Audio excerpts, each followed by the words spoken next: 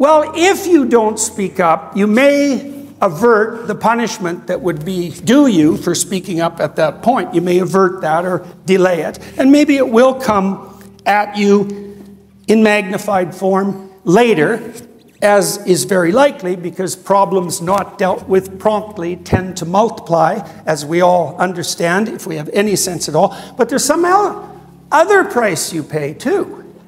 You know, Jonah was called upon by his conscience to be the prophetic voice of redemption, even for his enemies. It's like, well, do you want to do something with your life?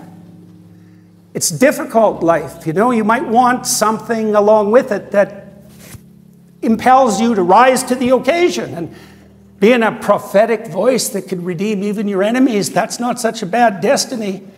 And you're going to perish anyways, so you might as well do something noble along the way, at least to justify it. And so you think, well, I'll pay a price for speaking. It's like, well, the price you pay for not speaking is that you're not even there, but you'll still have the suffering. So that's not a good price to pay. And then you might say too, well, if you did have the wise courage to speak when you have something to say, and that did disrupt your life, and you had the faith and courage to tolerate that disruption, it could well be that you would thereby embark on the greatest romantic adventure of your life, because you've now thrown yourself out of the domain of foolish security and into the domain of courageous chaos. And God only knows what you might encounter there. But if you do that voluntarily and you call upon yourself to abide by the dictates of your conscience, the best of you will have the opportunity to reveal itself. And then you'll be the light on the hill that illuminates the world, that invites people up Jacob's ladder. And whatever price you pay momentarily for speaking when you're told not to will be, what would you say? The rewards that you'll obtain by abiding by the dictates of your conscience when you're true to it will be so much greater than whatever punishment you accrue momentarily for speaking, that they're not even in the same conceptual category. And that's actually the definition of a sophisticated faith. Precisely that. Do you believe in the truth? Does the truth set you free? Well, that doesn't mean there won't be a price paid for it. There's a sacrificial price paid for everything. You don't get to pick whether there's a price.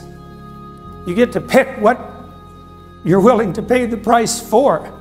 And since you're going to pay the price, you might as well pay it for everything that's holy, because why would you pick anything other than that?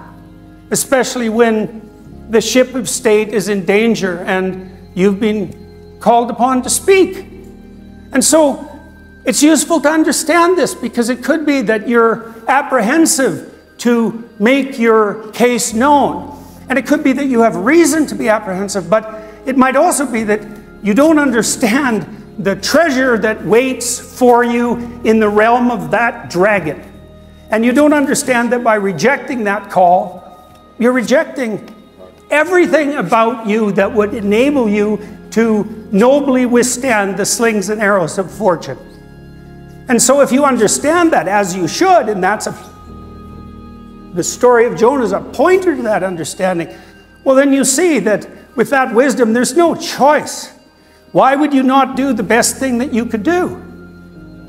Why would you not do the best thing you could do? And the best thing that you could do is to say wisely what you know to be true.